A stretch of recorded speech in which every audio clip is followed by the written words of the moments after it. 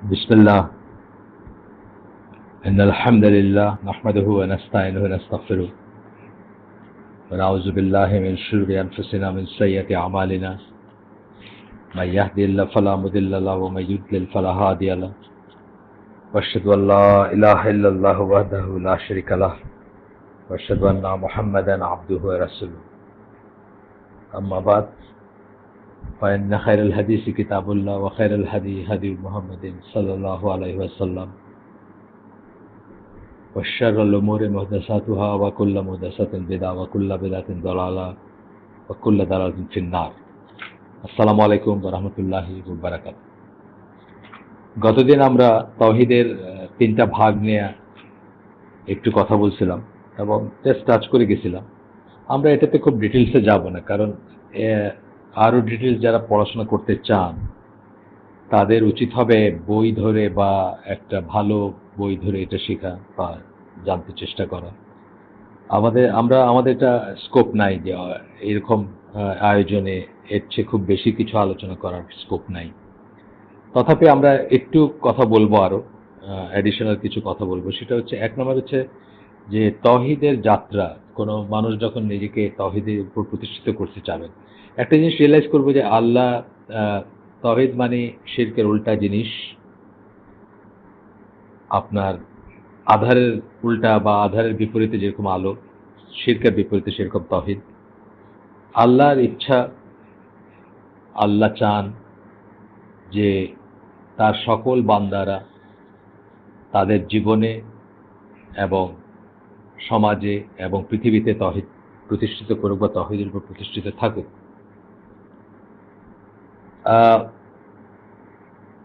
আমরা আমরা কোথা থেকে তাওহীদের যাত্রা শুরু করবো এটা বলতে চাচ্ছিলাম, যে মানে একজন সাধারণ মানুষ সে স্টার্ট করতে পারে এখান থেকে, যে আমি আগে বলছিলাম যে সব কিছু থেকে আল্লাহকে আলাদা করতে হবে। যা কিছু এক্সিস্ট করে, যা কিছু অস্তিত্বে আছে বা ছিল বা থাকবে, সবকিছু একদিকে, আল্লাহ একদিকে। এবং তাওহীদের যাত্রা শুরু করতে পারেন আপনি এই বোধ থেকে যে আর কিছুই আল্লাহর মতো না। এটা স্টার্টিং পয়েন্ট হতে পারে, খুব ইম্পর্টেন্ট একটা পয়েন্ট। কোনো কিছুর সাথে আল্লাহর কোনো সিমিলারিটি নাই বা কোনো কিছু আল্লাহর মতো না। এটা খুব ইম্পর্টেন্ট একটা পয়েন্ট, যেখান থেকে আপনি আপনার জীবনে তাওহীদের ধ্যান ধারণা অথবা তাওহীদের জানা এবং মানা বা প্রতিষ্ঠা করার যাত্রা শুরু করতে পারেন। কোরআনের দুইটা আয়াতে এই কথাটা আসে, আগেও হয়তো আমি বলছি, আমার মনে নেই। আপনাদের যদি বলে থাকি আগে রিপিটেশন হবে, তবুও। একটা হচ্ছে সূরা ইখলাস, যেটাকে আমরা বলি, সেটা শেষ আয়াতে আমরা বলি ওয়ালাম ইয়াকুল্লাহু কুফুয়ান আহাদ। এটার মিনিং হচ্ছে যে আর কিছুই আল্লাহর মতো না। আপনারা দেখে নিন অর্থ বা। আরেকটা হচ্ছে সূরা শুরা হচ্ছে 42 নম্বর সূরা, তার 11 নম্বর আয়াতের প্রথম অংশটুকু, লাইসা কামিসলিহি শাইউন, আর কিছুই তার মতো না। মিসলিহি মানে তার মতো না, শাইউন কোনো জিনিস, আর কোনো জিনিসই তার মতো না বা কোনো কিছুই তার মতো না। খুব ইম্পর্টেন্ট একটা কথা, ছোট্ট একটা আয়াতের অর্ধেক, কিন্তু তারপরেও একটা ওয়ার্ল্ড ভিউয়ার। তো আপনার মনে, আমরা যখন বড় হচ্ছি, ছোট ছিলাম, বড় হচ্ছি বা বাচ্চা ছিলাম, তখন অনেক কিছু তো মনে হতো যে আকাশে মেঘের দিকে তাকায়, বা ইব্রাহিম আলাইহিস সালাম যেরকম বলছেন যে সূর্য, তারা, চাঁদ, এরকম ছোটবেলায় বা যখন আমরা অবুঝ ছিলাম বা যখন আমাদের জ্ঞান কম, কারণ মনে হতে পারে যে আল্লাহকে এরকম, আল্লাহকে এরকম, আল্লাহকে এরকম। যখনই যেটা মনে হবে আল্লাহ ইজ দ্য আদারনেস অফ দ্যাট, মানে সেটা আপনি কিছুর মতো না আল্লাহ। সুতরাং আপনার যদি কখনো মনে হয়, আপনার মনে আসে যে এই জিনিসটা কি আল্লাহকে এই জিনিসটার মতো, সাথে সাথে আপনি এই আয়াত দুইটা মনে করবেন এবং মনে করে নিশ্চিত হবেন অথবা নিজেকে নিশ্চিত করবেন বা নিশ্চয়তা সহকারে জানবেন যে না, আল্লাহ ইজ দ্য আদারনেস অফ দ্যাট, আল্লাহ এমন না, এর মতো আল্লাহ না। তো এখানে আসলে অনেক মানুষ, পত্তলিক যারা মুশরিক, তারা কিন্তু এখানে ধরা খেয়ে গেছে। এখানে তারা অনেক সময় মনে করছে যে আল্লাহ বোধহয় এই গাছের মতো। একটা গাছকে দেখে তারা খুব ভয় পাইছে, বা খুব বিকট লুকিং একটা গাছ। তো মনে হয়েছে যে এটা হয়তো আল্লাহর একটা ম্যানিফেস্টেশন, বা আল্লাহ বুঝিয়ে এরকম দেখতে। সেই গাছটাকে তারা পূজা করছে। কখনো একটা বিশাল আকৃতির সাপ দেখে তারা ভয় পাইছে বা মনে করছে যে আল্লাহ কি এরকম, বা হয়তো মনে হয়েছে তাদের যে এটা আল্লাহর একটা রূপ বা এরকম কিছু। তারা সেটার কাছে সিজদা করছে বা সেটাকে পূজা করছে বা সেটাকে অ্যাপিজ করার চেষ্টা করছে, মনে করছে যে একে সন্তুষ্ট রাখলে আমাদের জীবনটা ভালো চলবে। এইভাবে কিন্তু মানুষের মনে আস্তে আস্তে নানা রকম মূর্তি যেটাকে আমরা বলি বা চেহারা যেটাকে বলি, মানুষ নানা রকম চেহারাকে ইলা বলে অথবা আল্লাহ বলে অথবা আল্লাহর মতো বলে চিন্তা করছে। এটি থেকে আমরা মুক্ত থাকতে হলে আমাদের এই ফর্মুলাটা মনে রাখতে হবে যে আর কিছুই আল্লাহর মতো না। সুতরাং যখন আমাদের মনে হবে যে বা কেউ সাজেস্ট করবে যে আল্লাহ কি এরকম না, আল্লাহ ইজ দ্য আদারনেস অফ দ্যাট। আল্লাহ যতটুকু নিজের সম্বন্ধে বলছেন আমরা নিজেদেরকে সেটুকুর ভিতর রাখবো। আগের দিনও বলছি আমরা, আল্লাহ যেটুকু বলছেন তাকে কোনো কল্পনা দিয়ে বা কোনো কিছুর সাথে সিমিলি বা সিমিলারিটি চিন্তা করে তাকে ডিফাইন করব না ইনশাআল্লাহ। গেল। আমরা ওই দিন ৩ ধরনের তাওহীদের কথা বলে একটা জায়গায় বললাম যে তাওহীদ উলুহিয়া মানে ইবাদতের ব্যাপারে যে তাওহীদ, সেটা হচ্ছে ফ্রুট আমরা বললাম।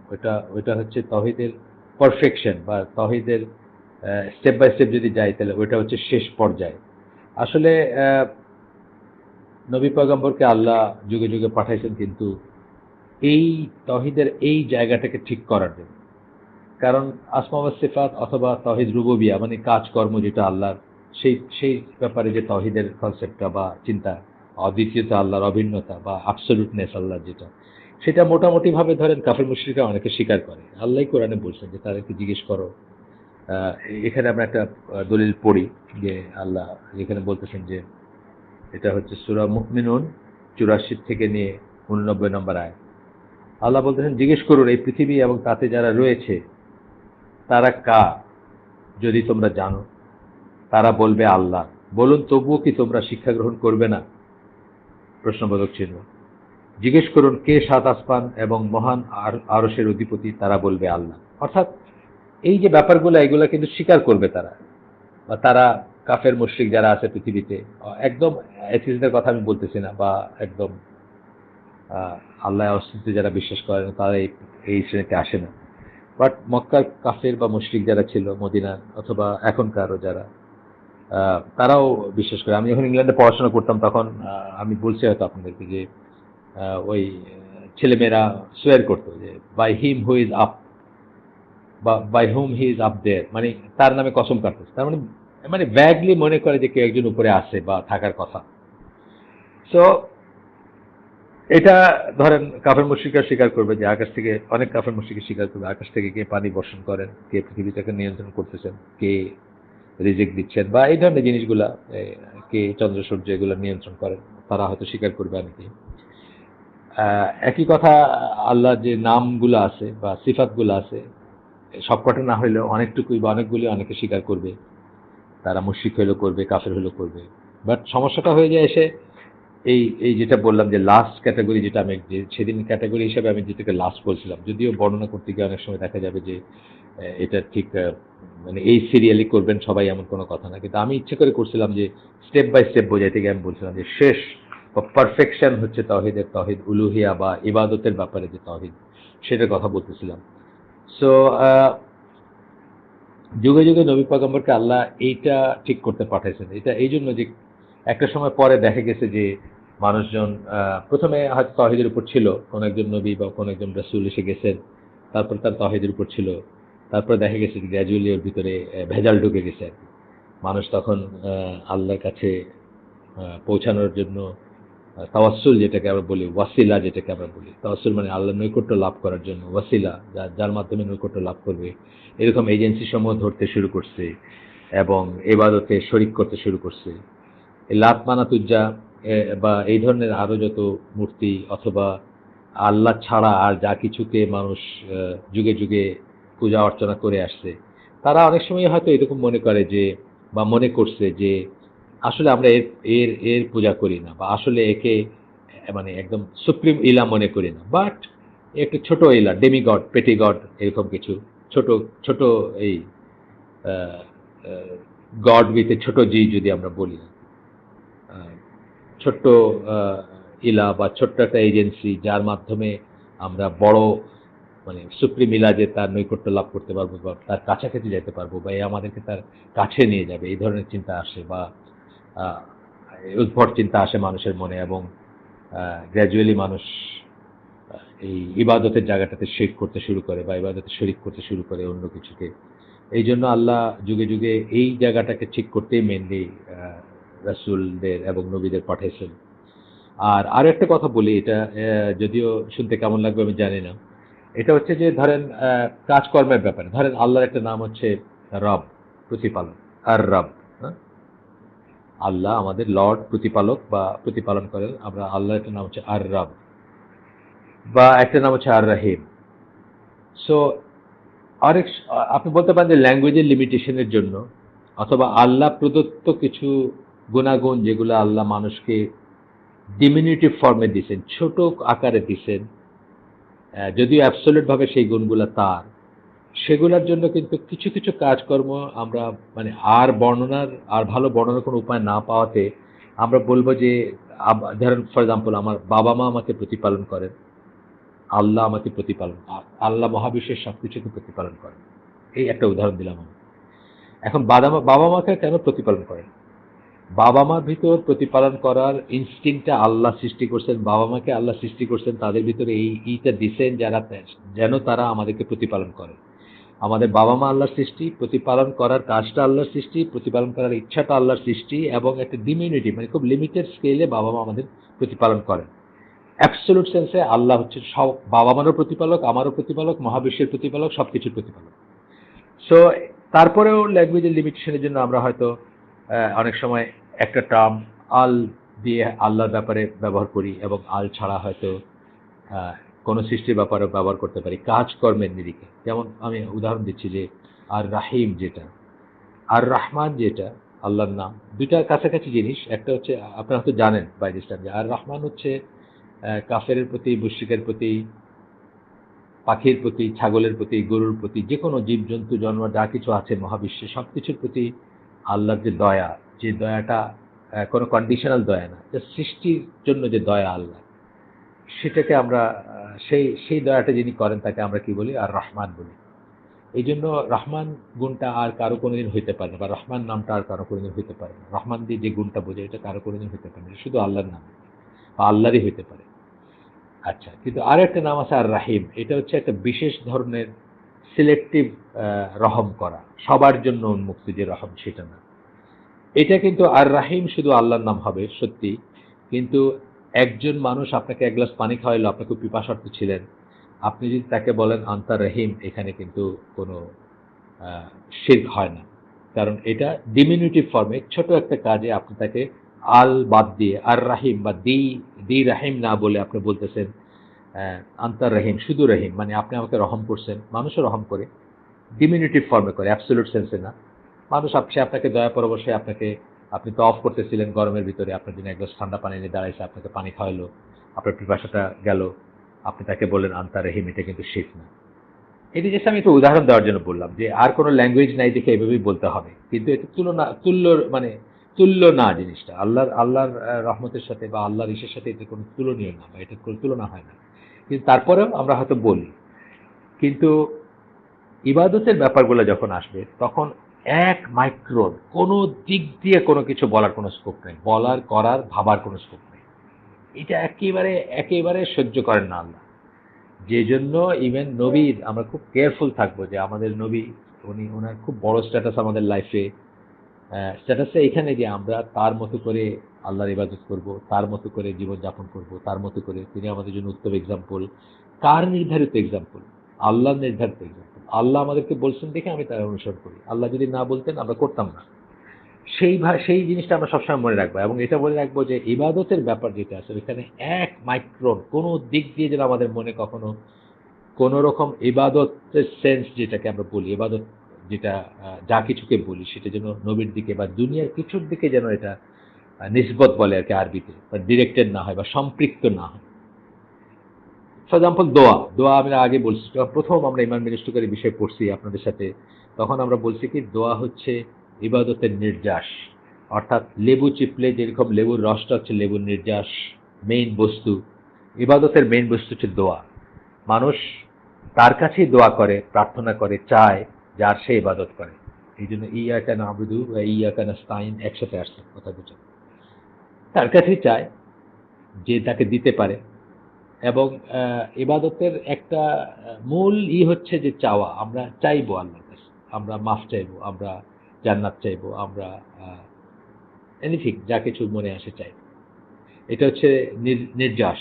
ইবাদতের নির্যাস হচ্ছে দোয়া। এই দোয়াটা যেন কোনো দিক দিয়ে কখনো কোনো সৃষ্টির দিকে সম্পৃক্ত না হয়। এটা হচ্ছে তাওহীদ উলুহিয়ার দাবি। এবং এক মাইক্রন আল্লাহ এখানে সহ্য করেন না।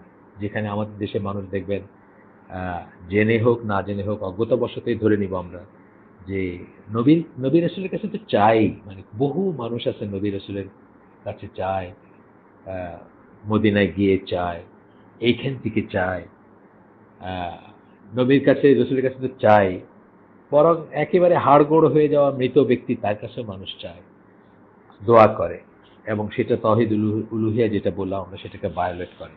যাই হোক, তাওহীদ উলুহিয়া সম্বন্ধে আমরা একটু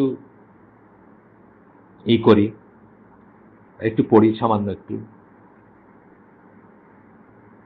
যুগে যুগে যে সমস্ত রাসূল পাঠানো হয়েছিল এবং যে সব কিতাব নাজিল করা হয়েছিল তার কারণও ছিল এটা। এটা মানে তাওহীদ উলুহিয়াকে যেন বাস্তবায়ন করা হয়, এটাকে যেন প্রতিষ্ঠিত করা হয়, এটাকে যেন ঠিক রাখা হয়। সেটা এই পৃথিবীতে মানবজাতি আসলে এই পরীক্ষারই সম্মুখীন হচ্ছে। আল্লাহ বলেন, এখানে বলতেছেন আল্লাহ পারপাস অফ ক্রিয়েশন, আপনাকে কেন সৃষ্টি করা হয়েছে। আমরা বলছিলাম আগে যে পরে এটা নিয়ে ডিটেলস আলোচনা করব, বা আরো আরো রয়েছে আলোচনা, এটা ইনশাল্লাহ আমরা অ্যাজ উই গো পরবর্তীতে আমরা আরো ডিটেলস সাথে করব।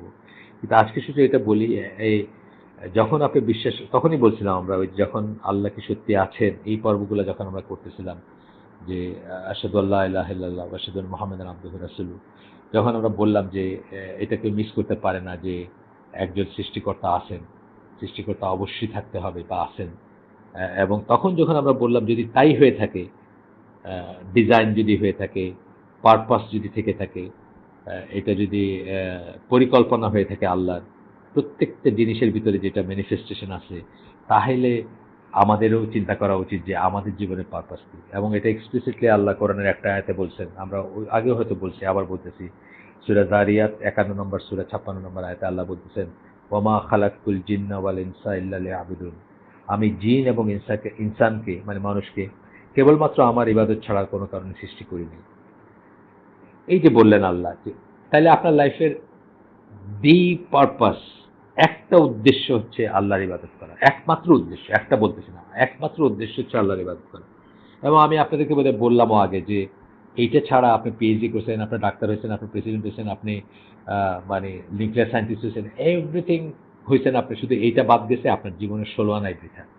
আমি আপনাদেরকে বলতেছিলাম যে একটা গাড়ি ধরেন কেউ আপনার কাছে বিক্রি করতেছে, একটা সুন্দর গাড়ি, সেকেন্ড হ্যান্ড গাড়ি, তার গাড়ি, আপনাকে এসে বললো ভাই গাড়িটা কিনবেন নাকি, অ্যান্ড দেন বললো যে গাড়িটা সব ফিচারগুলো আপনাকে বললো, অপশনগুলো বললো, এই পাওয়ার উইন্ডো, এটা সেটা, অটোমেটিক, এসি, যত রকম হইতে পারে আর কি, সব বলা শেষ।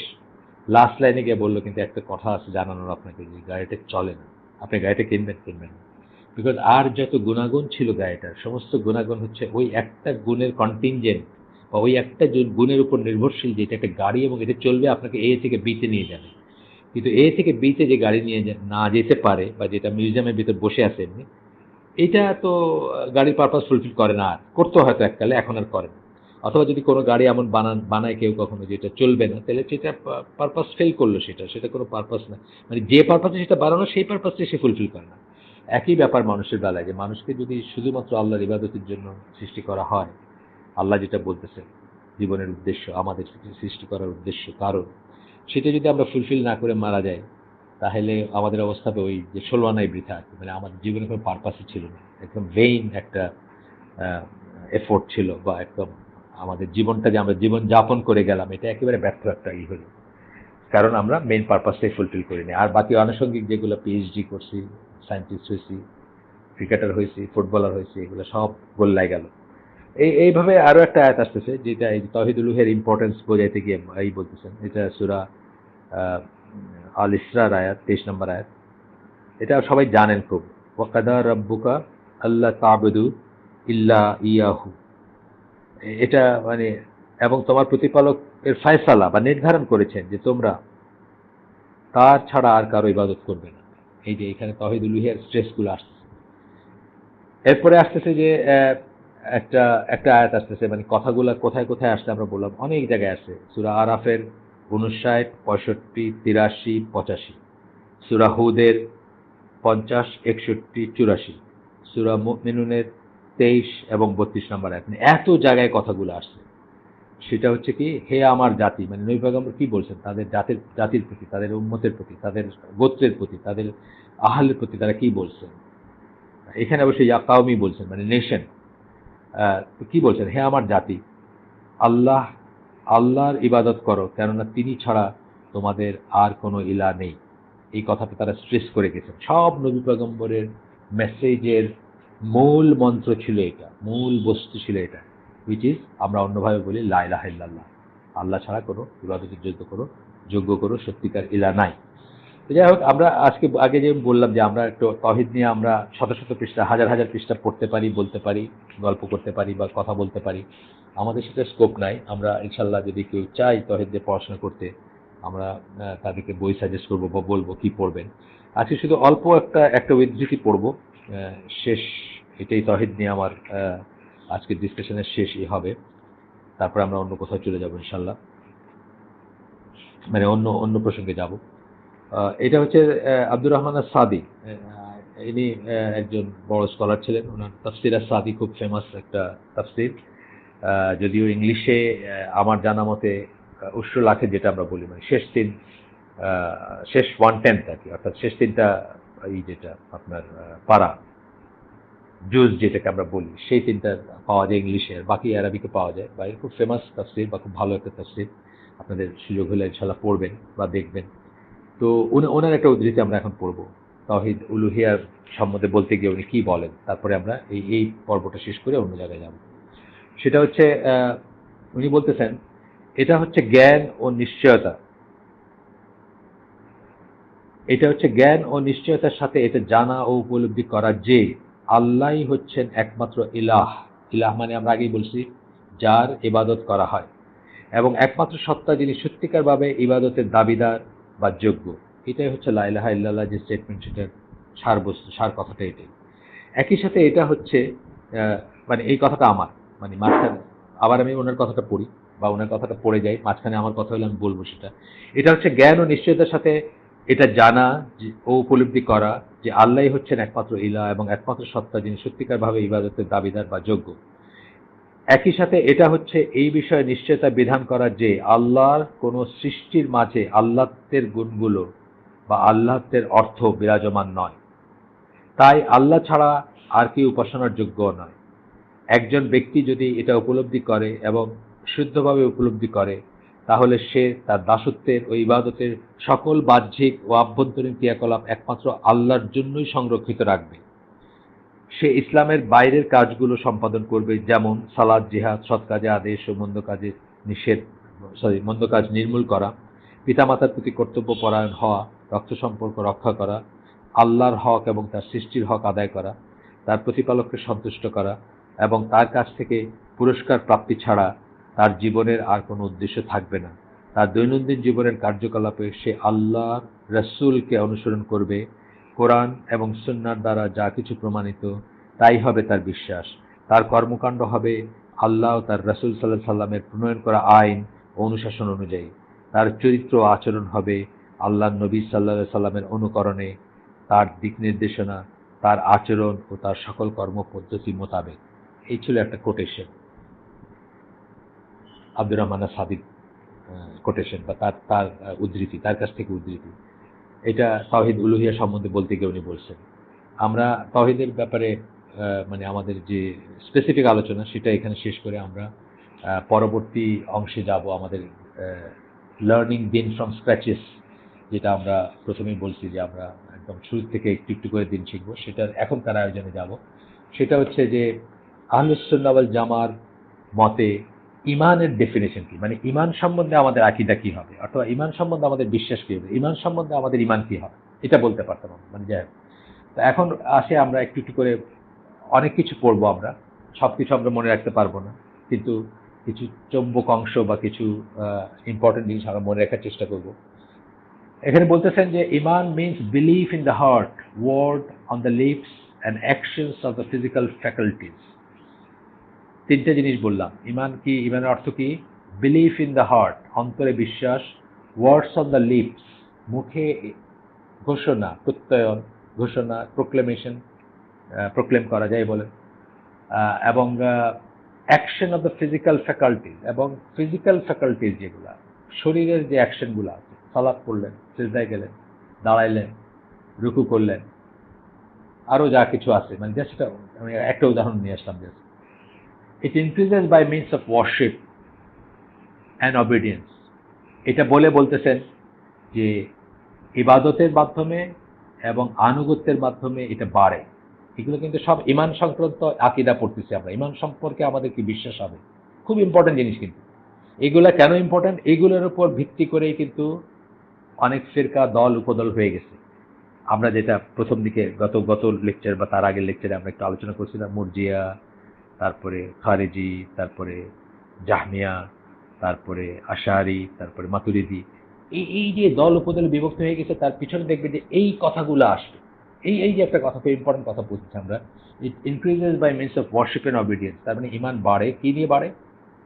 আপনার ইবাদতের জন্য বাড়ে, এবং আনুগত্যে, আল্লাহর আনুগত্য যত করবেন, আল্লাহর ইবাদত যত করবেন, আপনার ঈমান বাড়বে।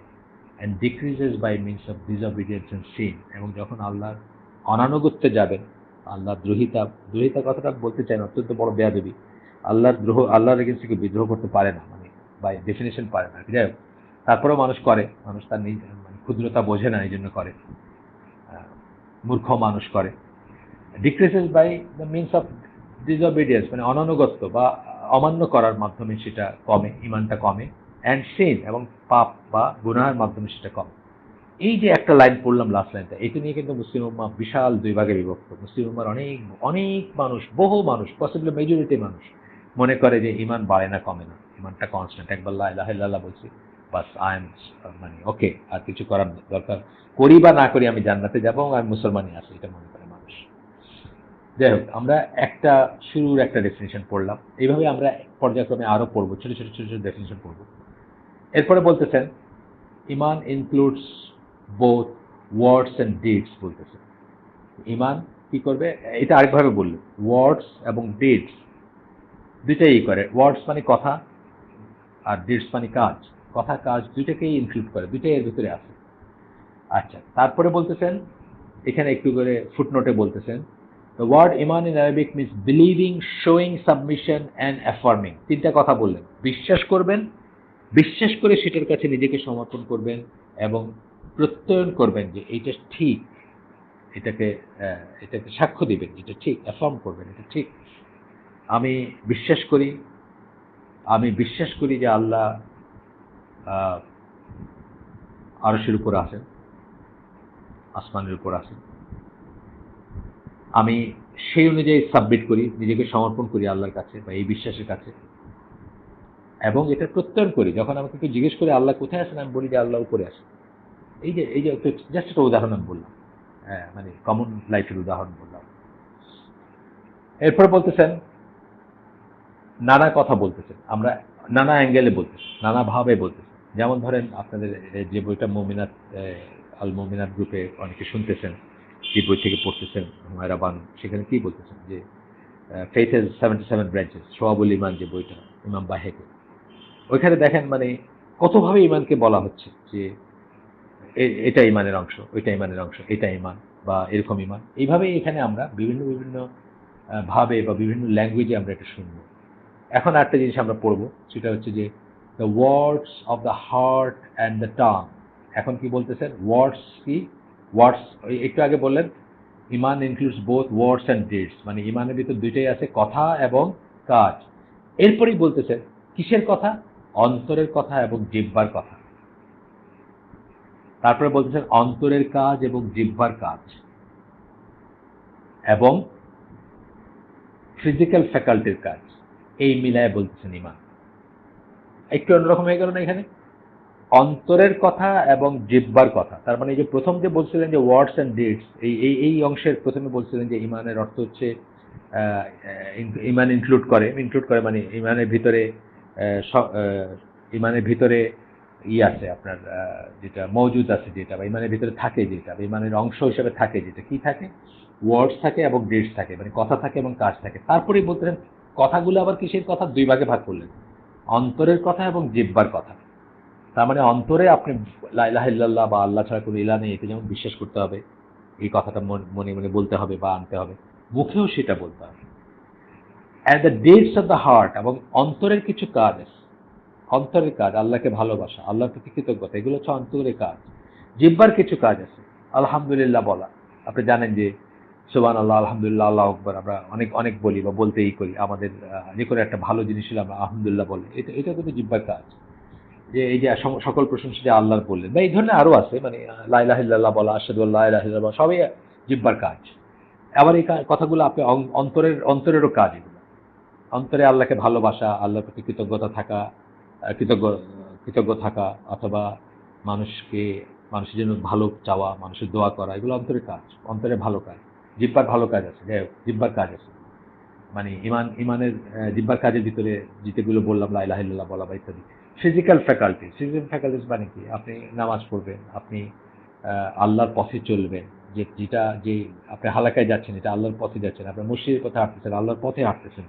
মানে ওই সেন্সে আল্লাহর পথে বাইরে ওই সেন্সে আমি বলতেছি না, আমি বলছি মানে ফিজিক্যাল ফ্যাকাল্টি কাজ করতেছে কি, আপনাকে আল্লাহর কাছে নিয়ে যাচ্ছে। যেই জন্য ধরেন, জাস্ট ফর এক্সাম্পল, আল্লাহ দূরের থেকে আসতেন সাহাবি, তাকে কাছে আসতে চাইছেন না, বলছেন যে না, এই প্রত্যেকটা স্টেপে সে আল্লাহর কাজ করতেছে বা আল্লাহর দিকে যাচ্ছে সে, বা আল্লাহর তার জন্য রিওয়ার্ড আছে। এগুলো হলো ফিজিক্যাল ফ্যাকাল্টির কাজ। তো আমরা ইনশাল্লাহ এখান থেকে নিয়ে, আমরা যা শুরু করলাম আজকে শুরু না করলেও পারতাম, এখান থেকে নিয়ে আমরা নেক্সট দিন পড়বো ইমান সম্বন্ধে, আহলে সুন্নাত জামার আকীদা কি, ইমান সম্বন্ধে আমাদের কি বিশ্বাস হতে হবে, বা ইমান সম্বন্ধে আমাদের কি ইমান হতে হবে। এটা খুবই ইম্পর্টেন্ট জিনিস, কারণ অনেক মানুষ কিন্তু এই জন্যই আহলে সুন্নাত জামাত থেকে বের হয়ে গেছে। যেমন আমি বললাম মুরজিয়াদের কথা, যারা মনে করে একবার লা ইলাহা ইল্লাল্লাহ বললেই হবে, আর কোনো কাজ না করলেও সে মুসলমান থাকবে, আর কোনো আমল যদি নাও করে সে মুসলমান থাকবে।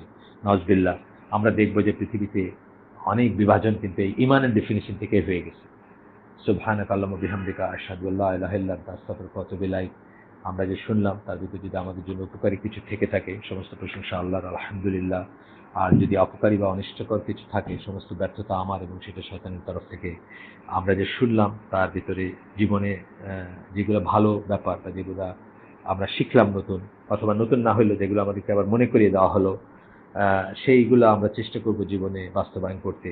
একটু একটু করে হইলেও বাস্তবায়ন করতে চেষ্টা করব। শুধু যেন আমাদের কাছে এগুলো মেইন টক না হয়, কথার কথা না হয়, যে আমরা শুনলাম এক কান দিয়ে ঢুকলো আর কান দিয়ে বের হয়ে গেল, সেরকম যেন না হয়। আসসালামু আলাইকুম ওয়া রাহমাতুল্লাহি ওয়া বারাকাতুহু।